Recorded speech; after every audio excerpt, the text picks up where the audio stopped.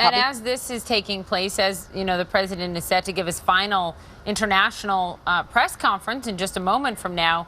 Here in the United States, President-elect Donald Trump is holding all of these meetings with potential cabinet picks and potential White House staff picks. Any response from world leaders over there to the picks made thus far by the president-elect? Not so far. There haven't been a lot of opportunities to hear from world leaders in press conferences that the U.S. journalists have attended. When the president was in Europe, he held a press conference with German Chancellor Angela Merkel. It's been a different setup here. So Athena, we'll have to listen to what the president has to say as he walks up here. Let's listen in to the president.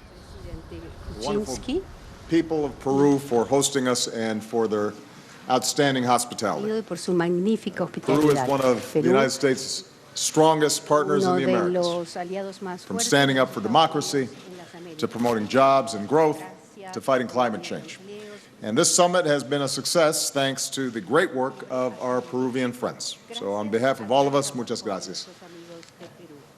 This summit and my trip over the past week has obviously occurred against a backdrop of the broader debate over globalization and trade. As I've said, over the decades, our global integrated economy has helped to improve the lives of billions of people around the world with historic gains in prosperity, education, and health.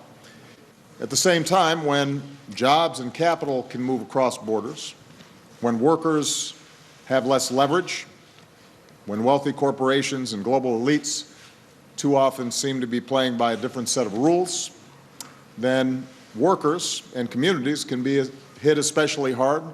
The gaps between the rich and everyone else grow wider, and that can reverberate through our politics. That's why I firmly believe that one of our greatest challenges in the years ahead, across our nations and within them, will be to make sure that the benefits of the global economy are shared by more people, and that the negative impacts, such as economic inequalities, are addressed by all nations.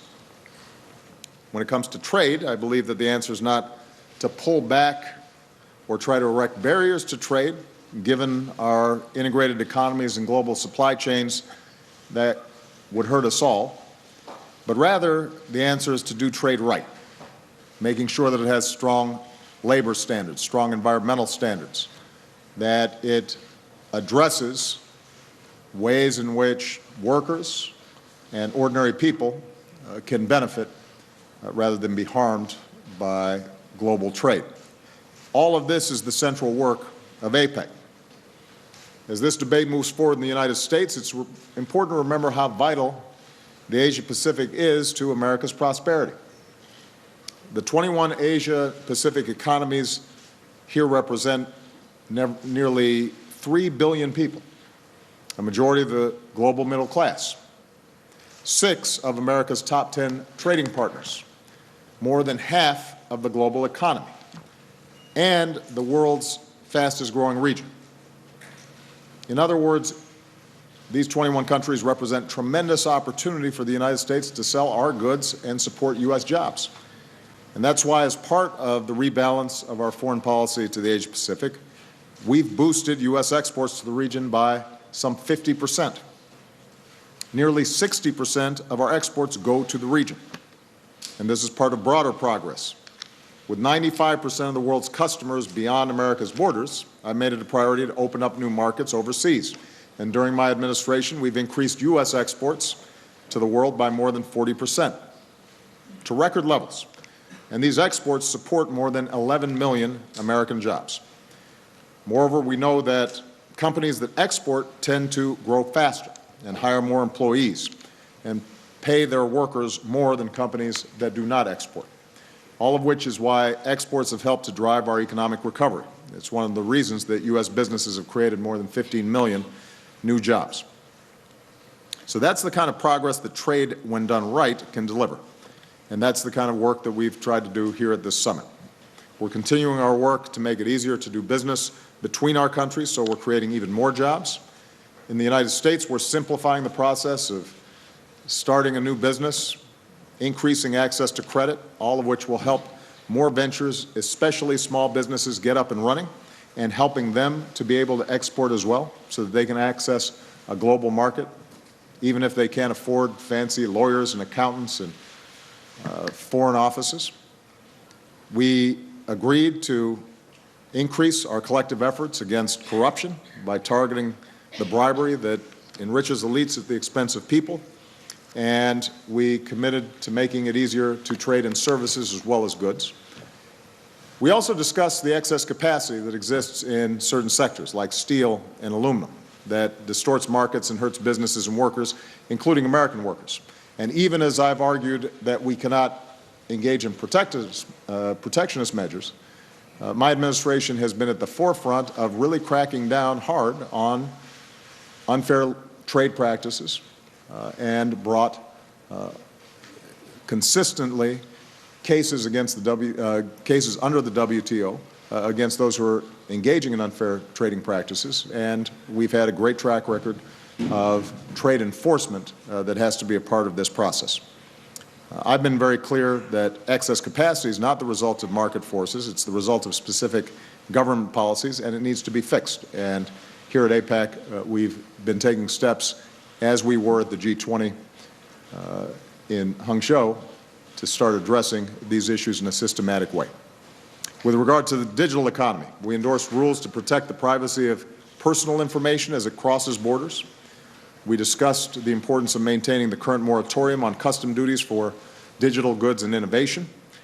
And given growing cyber threats, our 21 APEC economies affirm that no one should conduct or support cyber-enabled theft of intellectual property, including trade secrets, with the intent of providing a competitive advantage to companies or commercial sectors. We're also moving ahead with making our economies more inclusive. And one particular area of focus is making sure that women have fair access to economic growth, expanding education, expanding access to careers in science, technology, engineering, and math, helping more women entrepreneurs to access finance and integrate their businesses into the global supply chain. According to one study, if women around the world participated in the labor force, it could add up to $28 trillion of additional output for the global economy. $28 trillion. When women are more prosperous, then families, communities, and countries are all more prosperous as well. My meeting yesterday with my fellow leaders of the Trans-Pacific Partnership was a chance to reaffirm our commitment to the TPP with its high standards, strong protections for workers, the environment, intellectual property, and human rights. Our partners made very clear during the meeting that they want to move forward with TPP. Preferably, they'd like to move forward with the United States. A number of countries are already starting to ratify TPP. At the same time, we're already hearing calls for a less ambitious trade agreement in the region with lower standards, lower protections for workers, lower protections for the environment. That kind of agreement would obviously exclude U.S. Workers and businesses and access to those markets. So for all those reasons, I believe that TPP is a plus for America's economy, America's workers, American jobs. I think not moving forward would undermine our position across the region, our ability to shape the rules of global trade in a way that reflects our interests and our values. Finally, our cooperation with APEC has been critical to our historic progress in fighting climate change. Bringing the Paris Agreement into force, agreeing to limit aviation emissions, phasing out dangerous HFCs. Here in Lima, we continue our work to phase out fossil fuel subsidies, and countries made new commitments toward our goal of doubling our renewable energy over the next 2 decades. So, as I wrap up my last summit, and likely my last foreign trip as president, I could not be more proud of the progress that we've made together. Obviously, the work is never done. And given the prosperity and security we seek for not only the United States, but our allies and our partners, I continue to believe that America will have a vital role to play in creating and sustaining a strong, enduring leadership role in the Asia-Pacific. So with that, let me take some questions, and I will start with Darlene Supperville of AP.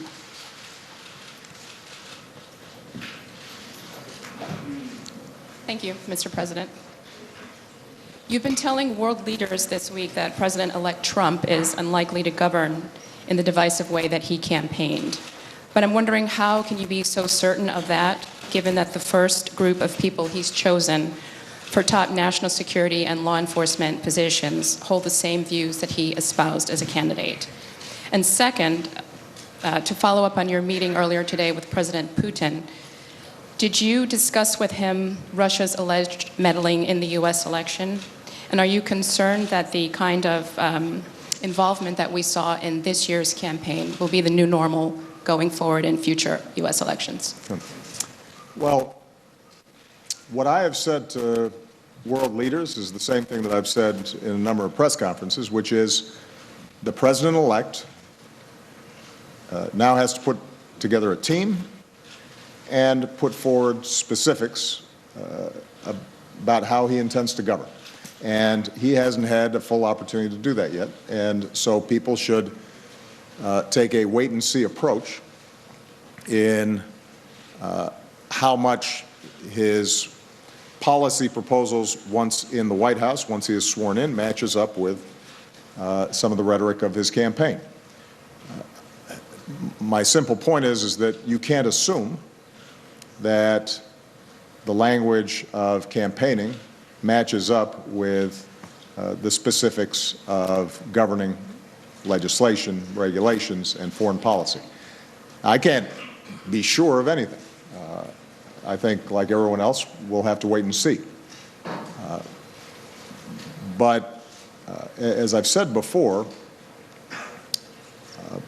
once you're in the Oval Office, once you begin interacting with world leaders, once you see the complexities of the issues, that has a way of shaping your thinking and in some cases modifying your thinking because you recognize this solemn responsibility not only to the American people but the solemn responsibility that America has as the largest, most powerful country in the world. And I can't guarantee that the president-elect won't pursue some of the positions that he's taken. But what I can guarantee is that reality will force him to adjust how he approaches many of these issues. That's just the way this office works. And I've said before, if these issues were easy, if ensuring prosperity, jobs, security, good foreign relations with other countries, if all that was simple, then it would have been done by every previous president. And I'm a pretty good presidential historian. I've looked at my 43 predecessors, and it seems like for all of them, even the best ones, that you end up confronting realities that you didn't anticipate. I think the same will happen here, and that's a good thing. That's an important thing. With respect to President Putin, I didn't have a meeting.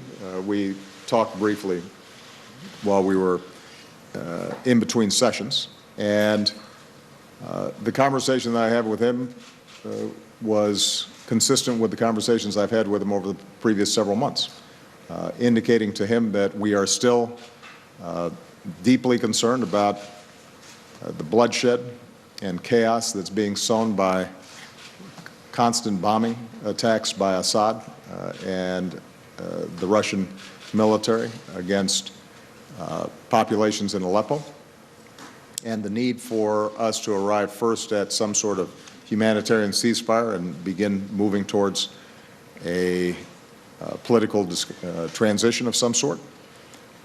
And I talked to him about Ukraine and the need for us to get Minsk done. I urged him to instruct his negotiators to work with ourselves, with France, with Germany, with Ukraine, to see if we can get that done before my term is up. As usual, it was a candid and courteous meeting, but very clear about the strong differences that we have on policy. The issue of the elections did not come up because that's behind us, and I was focused in this brief discussion on moving forward. I had already made very clear to him our concerns around cyber attacks generally, as well as specific concerns we had surrounding the DNC hack. I don't think this will be the norm, but as I've said before, the concern I have has less to do with any particular misinformation or propaganda that's being put out by any particular party, and a greater concern about the general misinformation from all kinds of sources, both domestic, foreign, on social media, that make it very difficult to for voters to figure out what's true and what's not. And let me put it this way. I think if we have a strong, accurate, and responsible press, and we have a strong civic culture and an engaged citizenry, then various attempts to meddle in our elections won't mean much. If generally we've got elections that aren't focused on issues and are full of fake news and false information and distractions, then the issue is not going to be what's happening from the outside. The issue is going to be what are we doing to ourselves from the inside. The good news is that's something that we have control over. All right? Gardner Harris. Mr. President, thanks so much for holding this press conference. If you had hotels, real estate, and other businesses distributed around the world prior to becoming president, would you have thought it appropriate to sell them off and put the cash proceeds in a blind trust, or is it okay for the President of the United States to be personally vulnerable to the policy decisions of the foreign leaders he meets and in the foreign policy decisions he makes as president? And also, just briefly, what's your complaint about how the NSA and Cyber Command have done their job, and are you considering firing Admiral Mike Rogers? That was a rhetorical question, that first one.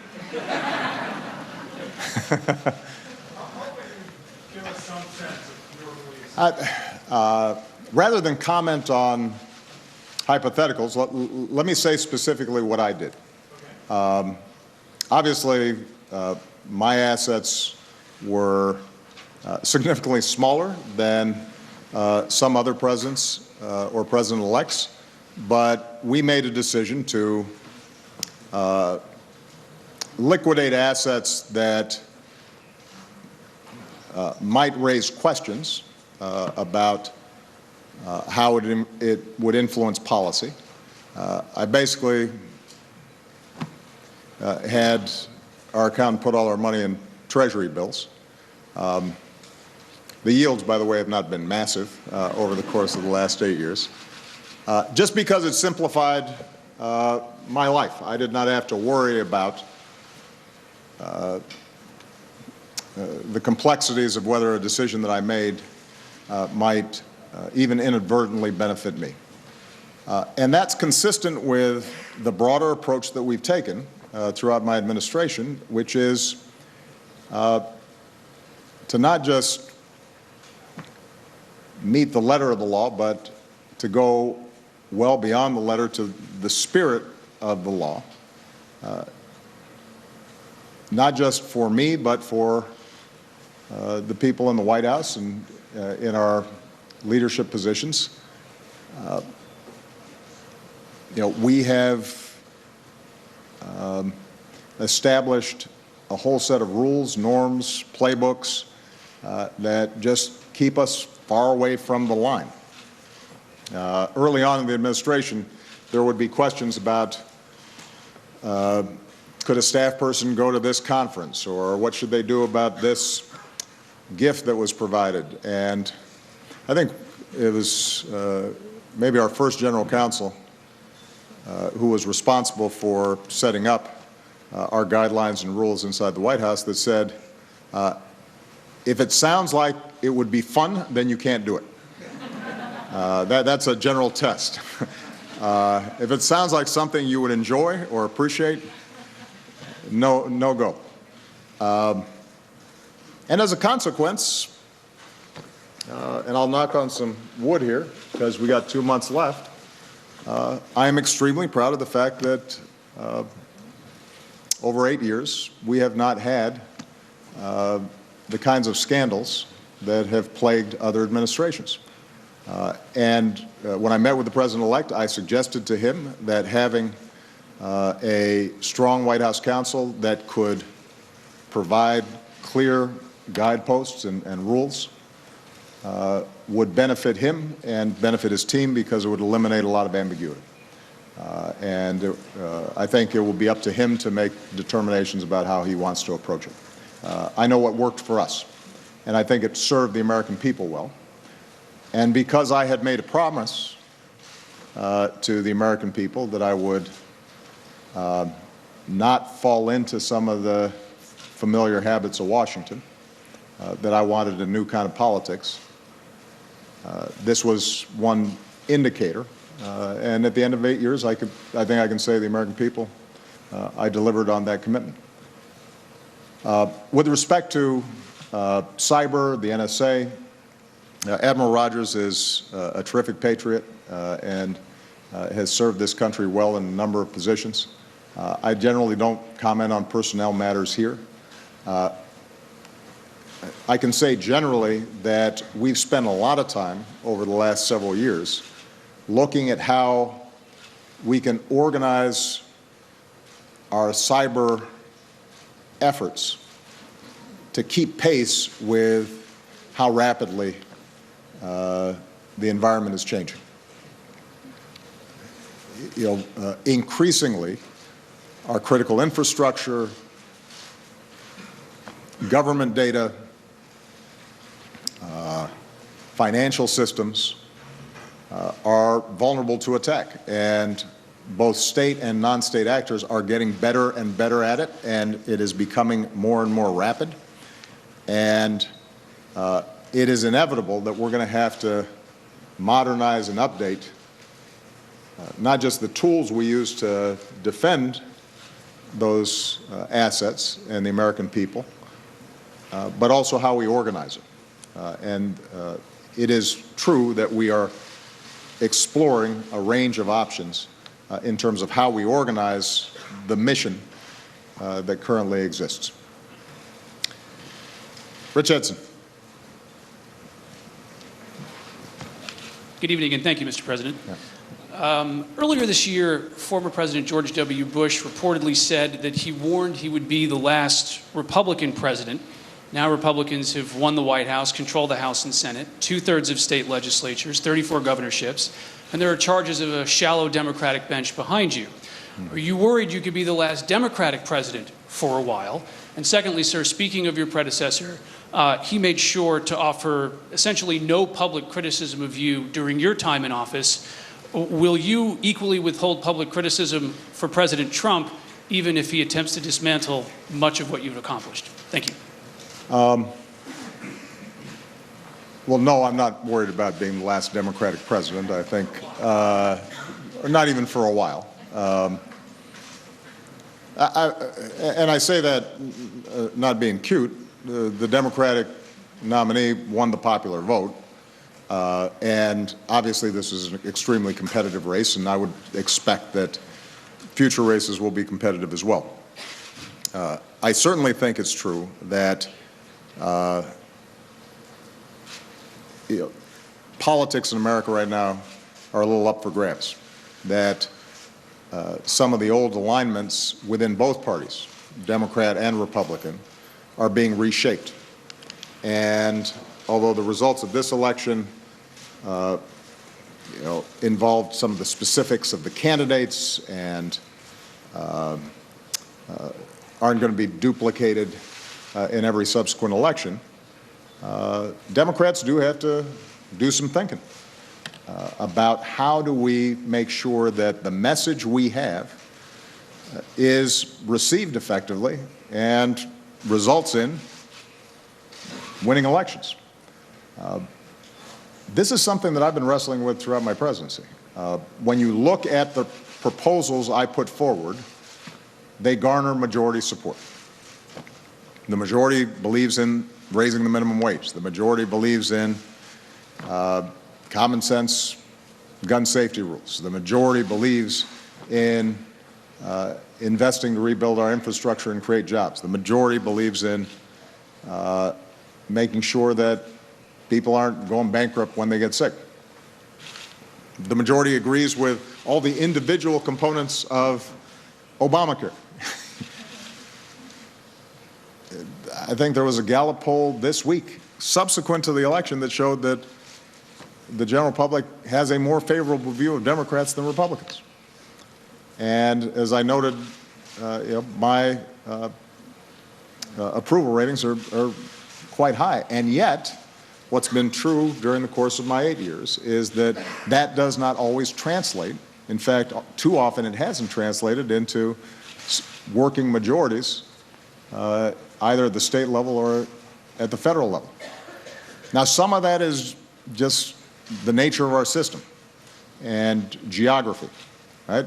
As long as Wyoming gets the same number of senators as California, there's going to be some tilt towards Republicans when it comes to congressional races.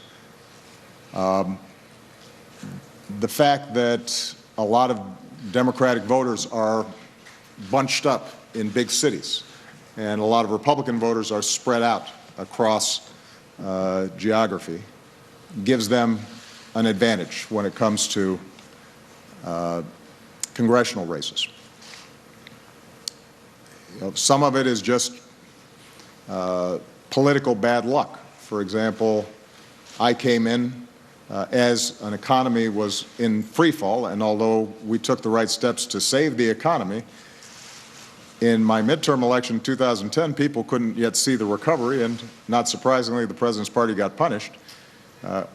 We lost control of a lot of not just congressional seats, but also gubernatorial seats and state legislative seats, and that happened to be the year that the census is done and you start doing redistricting, and those Republicans took advantage of political gerrymandering to lock in majorities, even though in numerous subsequent elections, Democrats have actually cast more votes, or more votes have been cast for Democratic congressional candidates than Republican, and yet you end up having large Republican majorities. So there are just some structural problems that we have to deal with. But look, you can't make excuses about the rules. That's the deal, and we got to do better. And I think doing better, as I said, involves us working at the grassroots, not ceding territory, going out into areas where right now we may not stand a chance of actually winning, but we're building up a cadre of young talent, we're making arguments, we're persuading, we're talking about the things that matter to ordinary people day to day and trying to avoid some of the constant distractions that fill up people's Twitter accounts. And if we do that, then I'm confident that we'll be back on track. I don't think that there has to be a complete overhaul here. I think that there does have to be better organization, a smarter message. And one message I do have for Democrats is that a strategy that's just micro-targeting particular discrete groups in a Democratic coalition sometimes will win you elections, but it's not going to win you the broad mandate that you need. And ultimately, the more we can talk about what we have in common as a nation and speak to a broad set of values, a vision that speaks to everybody and not just one group at a time, the better off we're going to be. I think that's part of the reason why I was able to get elected twice, is that I always tried to make sure that not only in proposals but also in message that I was speaking to everybody. You had a second part to your question? Just the criticism of your successor. Yeah, look, I've said before, President Bush could not have been more gracious to me when I came in, and my intention is to certainly for the next 2 months just finish my job, and then after that to take Michelle on vacation, get some rest, spend time with my girls, and do some writing, do some thinking. So I want to be respectful of the office and give the President-elect an opportunity to put forward his platform and his arguments without somebody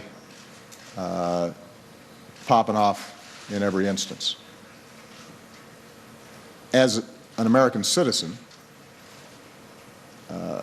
who cares deeply about our country, if there are issues that have less to do with the specifics of some legislative proposal or battle, but go to core questions about our values and our ideals, and if I think that it's necessary or helpful for me to defend those ideals, then I'll examine it when it comes.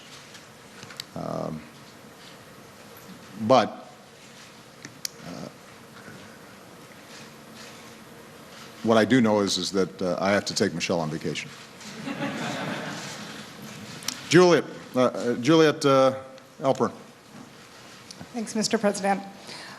Given what you just said about the strong differences that you and President Putin have on the future of Syria and the conflict there, can you talk a little about how you see that unfolding, both at the end of your tenure, at the beginning of Donald Trump's, and whether you have concerns that even if we eliminate the Islamic State in eastern Syria and western Iraq, we may be allowing a permanent al-Qaeda safe haven around Aleppo and Idlib?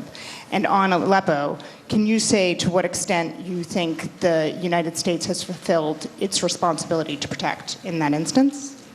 And then in terms of finishing your job, which you just mentioned, in the last week you've exercised your executive authority on multiple fronts, finalizing oil and gas leasing rules on public lands, as well as issuing a 5-year leasing plan banning drilling in the Arctic and the Atlantic. Mm-hmm. Many Republicans say that you should hold off finalizing any more rules as you're headed out the door, because they oppose many of them and will seek to overturn them when they control both the executive and the legislative branch next year.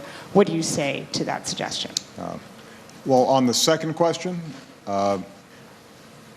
these are the same Republicans who suggested that they didn't need to confirm a Supreme Court justice when I was 9 months out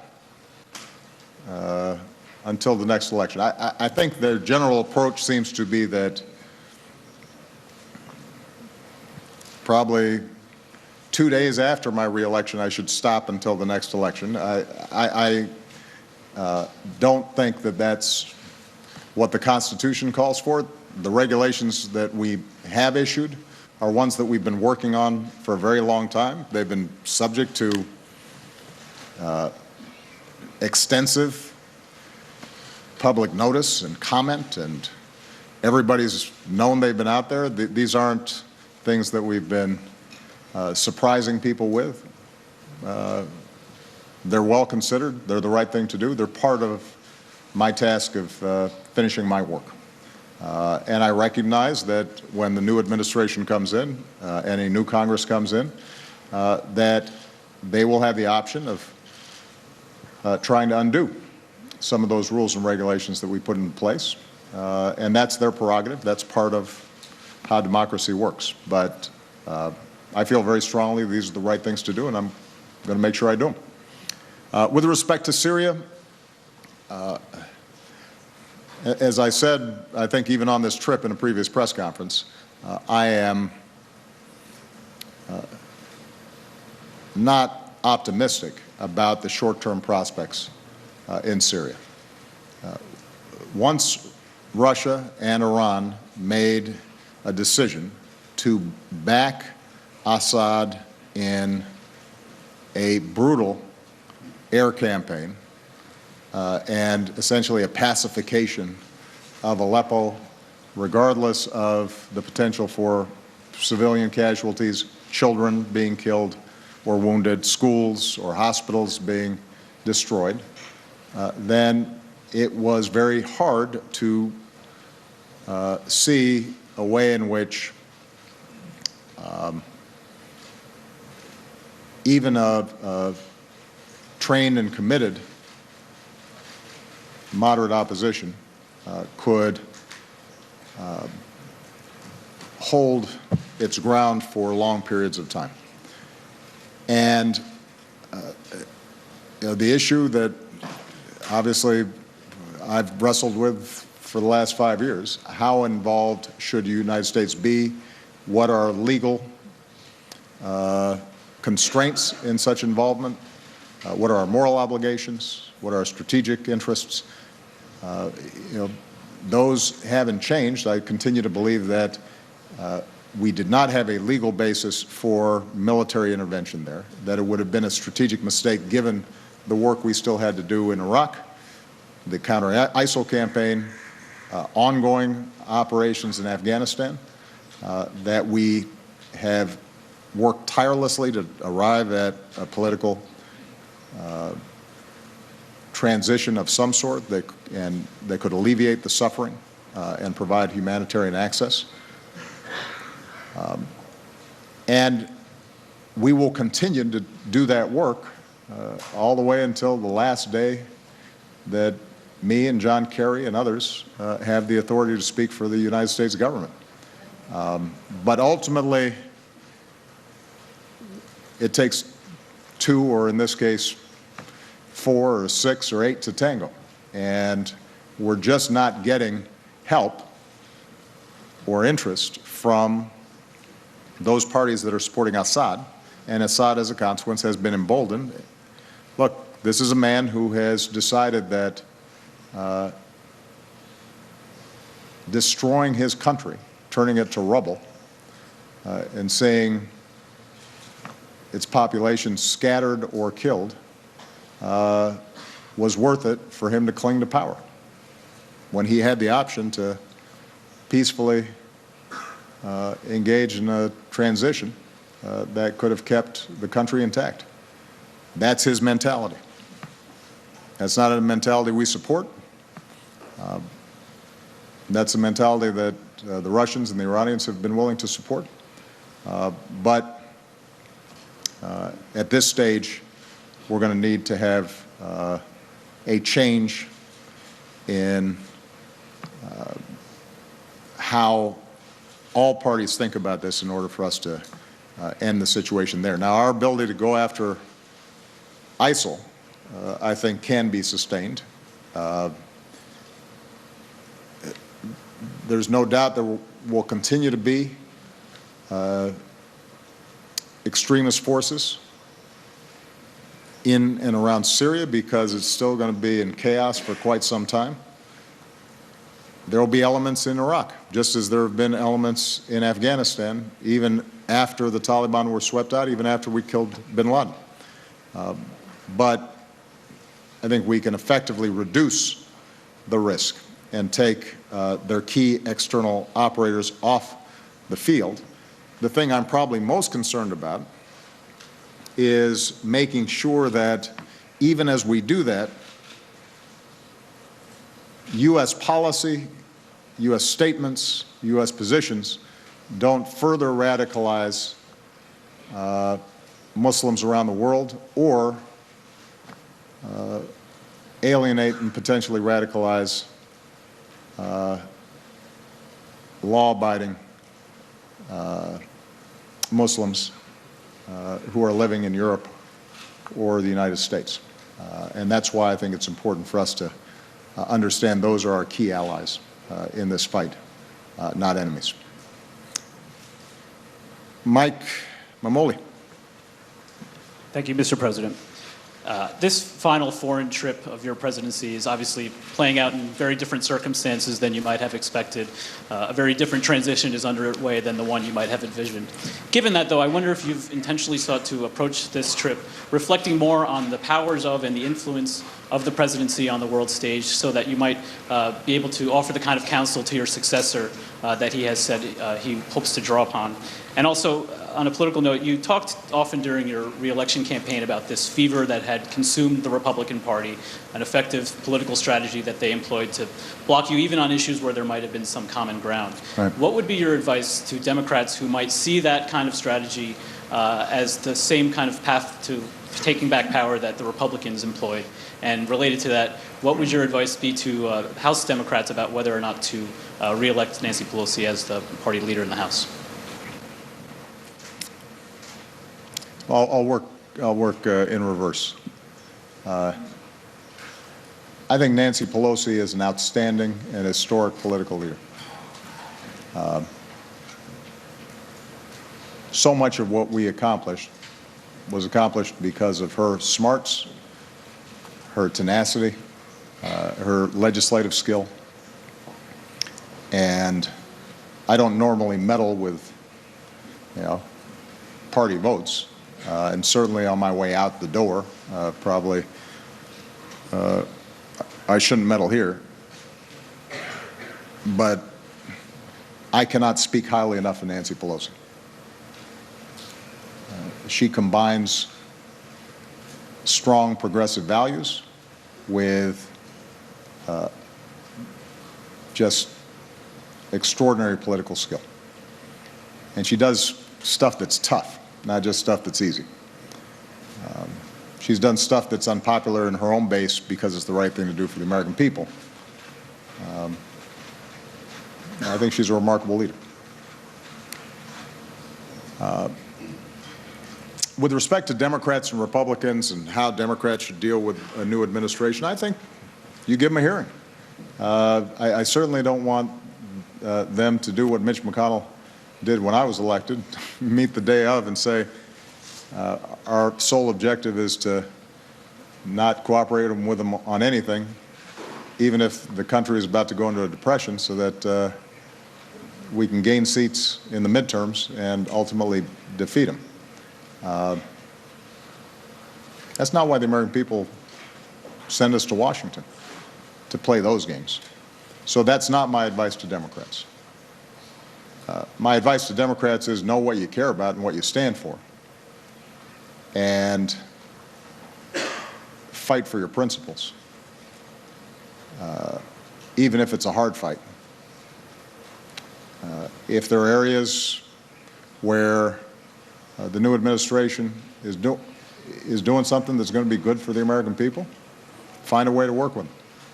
If you think it's going to be a problem, then say so and make the argument. The touchstone is what's good for the American people. And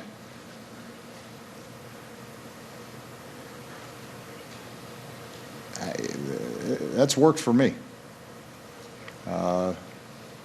It means that at the end of the day, and at the end of 8 years, I can look back and I can say that I consistently did what I thought was best. Doesn't mean you don't make mistakes, but it means that you're being true to your oath and the commitments you made to the people who elected you. And in terms of reflecting on the U.S. presidency as I've been traveling, I think the main reflection I have and the main advice that I give to the incoming president is the United States really is an indispensable nation in our world order. And I say that as somebody who has gone out of his way to express respect for every country and its people, and to consistently acknowledge that many of the challenges that we face are not challenges that America can solve on its own. But what I also know is that the basic framework of the world order coming out of World War II and then on through the end of the Cold War was shaped by a set of ideals and principles that have worked for the vast majority of people, not just in America, but around the world. The notion of democracy and rule of law and a free press and independent judiciary and open markets and a social welfare state to moderate some of the sharp edges of capitalism, and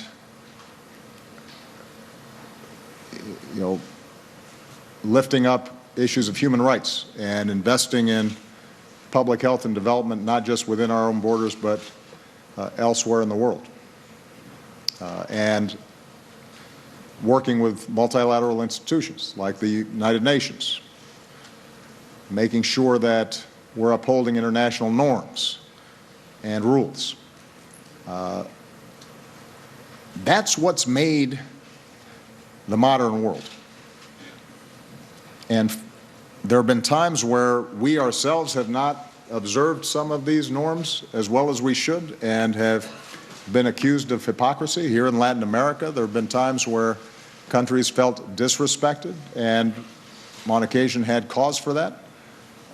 There are times where we haven't observed these values in our own country and have fallen short of our ideals, but that basic structure is the reason why the world is much wealthier, much more secure, and yes, less violent, healthier, better educated, more tolerant than it was 50 years ago. And that requires constant work. It doesn't just happen on its own. I've said this in Europe. I've said this in places where there's this pushback against this modern order. But you take an example like Europe, before that order was imposed, we had 2 world wars in the span of 30 years. In the second one, 60 million people were killed. Not 500,000, not 1 million, but 60 million. Entire continents in rubble. In places like the Asia Pacific, before that order existed, you routinely saw famines of millions of people. Not just concerns about low wages, but people dying because they didn't have any food or drinking water, or died of cholera or simple diseases if somebody had some penicillin. And so what I would say would be that we all share responsibilities for improving that order and maintaining it and making sure it's more inclusive and delivers greater hope and prosperity for more corners of the world. We all have responsibilities, every nation, in respecting the dignity and worth of their citizens, and America can't do it all for everybody else. There are limits to our reach into other countries if they're determined to oppress their people or not provide girls education or siphon off development funds into Swiss bank accounts because they're corrupt. We're not going to be able to handle every problem. But the American president and the United States of America, if we're not on the side of what's right, if we're not making the argument and fighting for it, even if sometimes we're not able to deliver it 100% everywhere, then it collapses. And there's nobody to fill the void. There really isn't.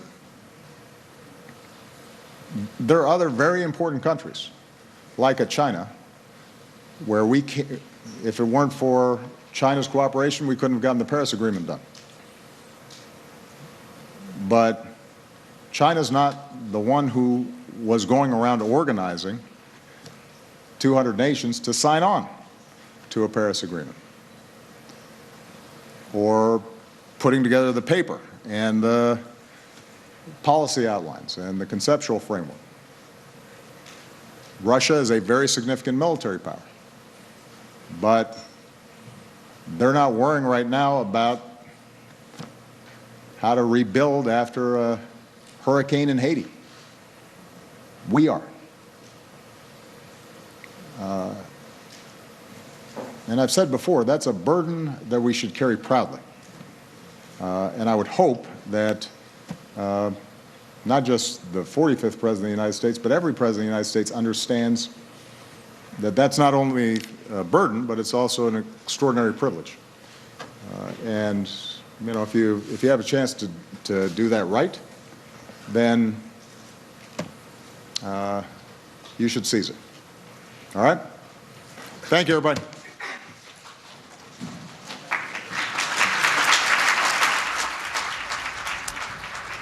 There you have it, history being made. President Obama giving his last international press conference as a sitting president. A lot of ground was covered. We're going to get through all of it. He spent more than 50 minutes speaking with reporters there after making a statement about what they discussed, starting, importantly, I think, with trade. We'll get to that in a moment. Let's bring in my panel. Jamie Metzl is with us, Senior Fellow of the Atlantic Council and formerly a member of the U.S. National Security Council and Senate Foreign Relations Committee. Ron Brownstein is with us, Senior Editor for The Atlantic. Anita McBride is here with the American University Center for Congressional and Presidential Studies. She is also the former Chief of Staff to First Lady Laura Bush. Julian Zelizer joins us, a Princeton University historian and professor, and our own Athena Jones, who is traveling with the president in Lima, Peru. Let me begin with Athena, because he began his remarks talking about trade, Athena, and he jumped right in and he said that globalization has not benefited enough people. It has not benefited many workers. But he was it was clear that he was addressing the president-elect and saying, you know, you can't just throw out the trade agreements we have. You have to make them better so that the income gap gets smaller and you help more people. Interestingly, he pushed the case still for TPP, the Trans-Pacific Partnership, even though he pretty much knows it is dead in the water once Donald Trump becomes president. That's right, Poppy. This is something that the White House has spent years working on. This entire rebalance of U.S. foreign policy toward the Asia-Pacific region is something that the Obama administration has invested heavily in. More than I think it was about 24 trips to Asia during his 8 years as president. They believe that it's important to engage in this region because it has so much of the world's middle class, is responsible for so much of the exports, U.S. exports to and imports from the U.S., and that it's going to be important to engage there. And the failure of TPP, the fact that we know President-elect Trump has been hostile not only to that trade deal but to others, we know it's not going to get a vote in the lame duck Congress.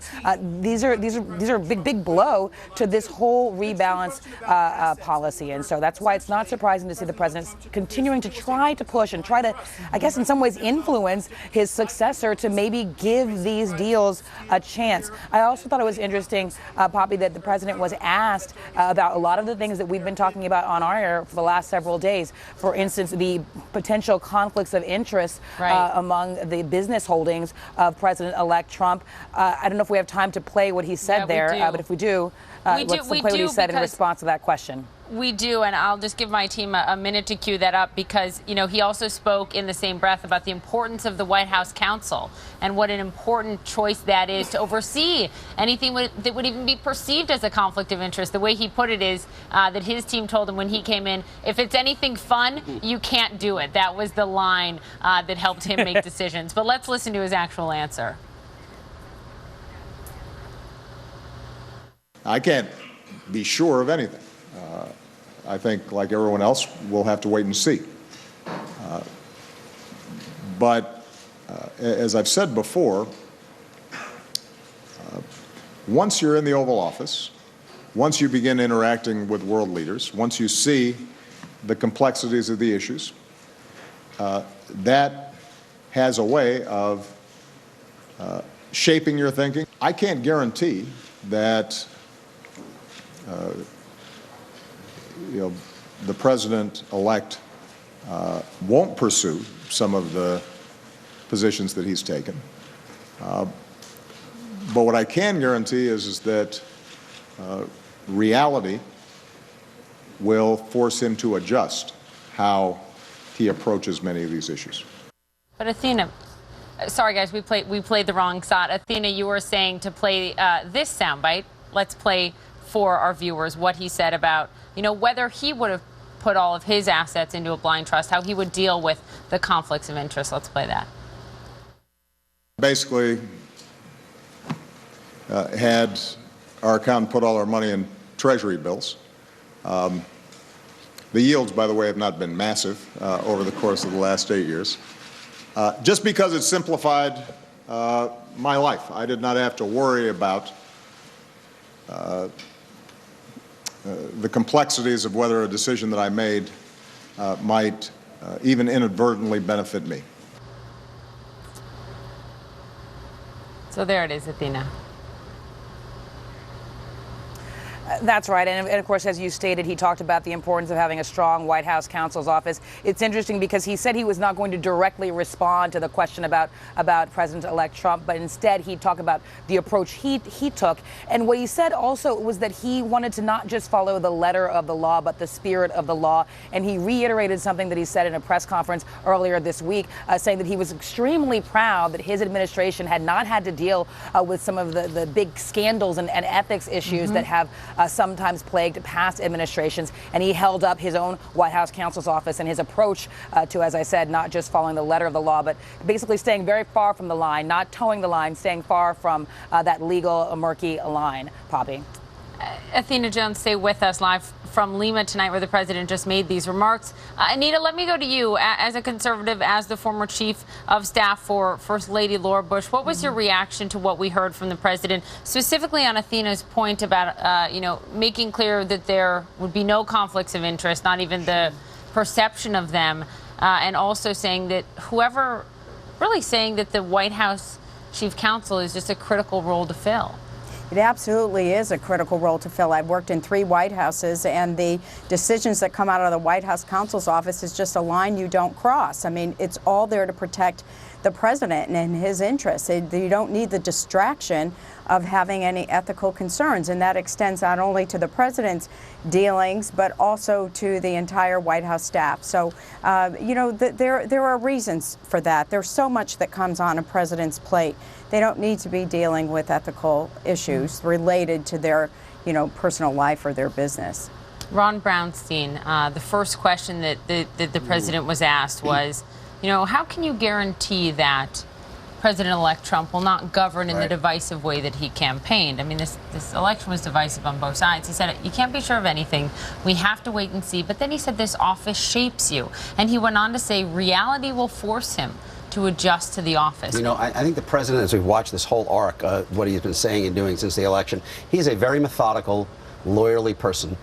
He proceeds in a very logical manner, and I think he is setting up 2 alternate paths, one in which Donald Trump surprises him and everyone else and governs in a more kind of temperate manner than he ran on, and the early appointments don't lead you toward that conclusion. But the other path, I think, is he is systematically setting up conditions under which he could be more active and critical of Trump than we have seen. I think in a couple of respects. First, he's setting down a whole series of tripwires that he says are reasons for concern on ethics, on the U.S. role in the world, the U.S. being the indispensable nation, as he said, echoing the Madeleine Albright phrase, and kind of the importance of divorcing yourself from your business interests as president. He is setting out tripwires that if Donald Trump crosses them, I think he will feel more empowered to kind of speak out. And then today, you know, and what was probably the most important thing that he said, look, I'm not going to get involved. I'm going to take Michelle Obama on a vacation. I'm not going to get involved in any legislative fight. But he clearly did not rule out speaking out when he said more fundamental issues were at play. Right. And he rejected, he passed the opportunity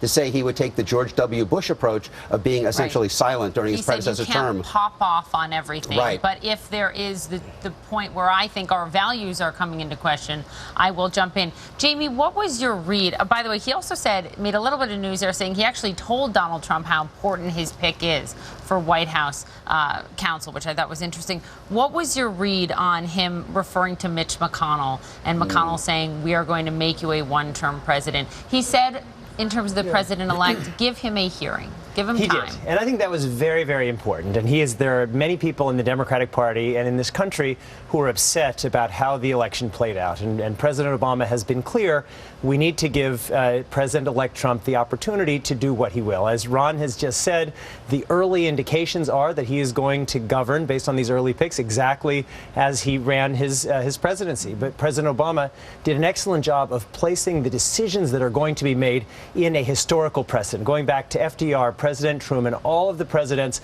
since really the Second World War who have built this international order. And the United States not only exists in and benefits from that order, but has been the protector of it. And now he's saying, President Trump, you have the keys to the nuclear codes, to the country, but also to the world. And we all, now Americans and others, need to be very careful and very cautious. And if President-elect Trump steps up and realizes this incredibly important responsibility, we should support him. But if not, we need to be very careful and cautious. Julian Zelizer, one of the reporters, also asked him, are you concerned about being the last Democratic president for a while? And he sort of laughed and he said, I'm not concerned about that. And by the way, he said that Hillary Clinton won the popular vote. But what did you make of his response overall to the question of, because it plays right into his legacy, right? I mean, what happens post this administration? Sure. I think in that respect, he's a little bit defensive. He knows he's leaving with Republicans not only having control of the White House, but they have control of Congress, and they have for a while. And they're doing very well in state legislative bodies. Their numbers increased. So a lot of the map is red, even with Hillary Clinton's totals. And he's under criticism from many Democrats who fear that the result of this is no one is going to be there to actually defend his legacy. So I think he was trying to offer explanations of why he was in a tough spot.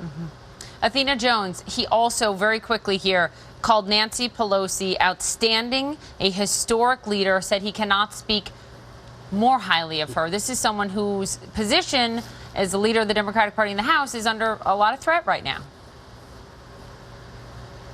That's right. He was asked to weigh in on that whole discussion about just who should be leading not only the DNC, the Democratic National Committee, but the Democratic Party on Capitol Hill. He said he didn't want to weigh in, but he had high praise for Leader Pelosi as a historic leader, and remarkable leader. He said she had tenacity and was very good at politics, basically. And so he used this opportunity to sing the praises of Leader Pelosi along this whole theme of him saying, look, it's not that we have to change our ideas and our ideals as a Democratic Party. We just have to do a better job, he says, of communicating those ideals to more people. And interestingly, he noted that when he was making his 2 runs for the White House, he made sure that he spoke to everyone. And that is one reason he believes for his success, having been elected twice. Poppy? Right, those comments about Pelosi matter right now because her position is certainly being challenged by Representative Tim Ryan of Ohio right now. Jamie, Ron, Anita, Julian, and Athena, stay with us. Much more to discuss and dissect from that tonight. We will do that in the hour ahead. But first,